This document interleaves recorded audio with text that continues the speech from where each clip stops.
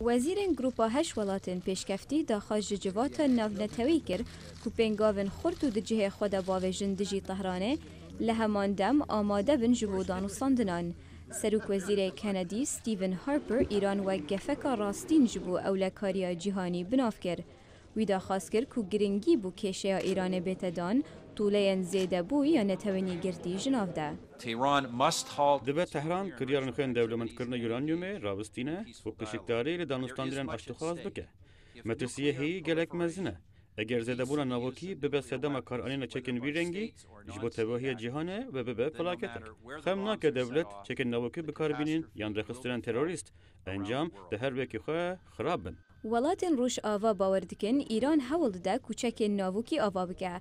لی طهران رادگهینه کو برنامه جبو آرمانجن آشتی خازه. 5 اندامن هردمی جواتا اولهیا نتوی نگرتی امریکا، فرانسا، بریتانیا، روسیا، چین و آلمانیا دانوستاندنان لگل ایران دکن سر برنامه ویا ناوکی. حوال بندن روش آوایی لناف جواتا اولهیه داخازا طولین زیده کری لهم بر ایران دکن. شین لشونات طولهان پیشگیری بهتر دانوستاندنان دکه.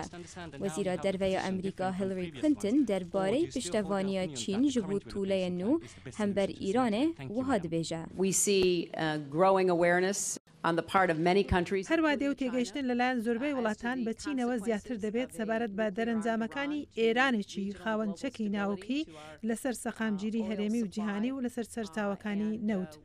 اما لو باورداین دگین کودنجیک بو اوی به باشترین رگا مسئله به پیشوا ببین. پروگرام ناوکی کوریا باکور جی هر وها بوی سدم خمو فکارا جبو اندامن جی 8.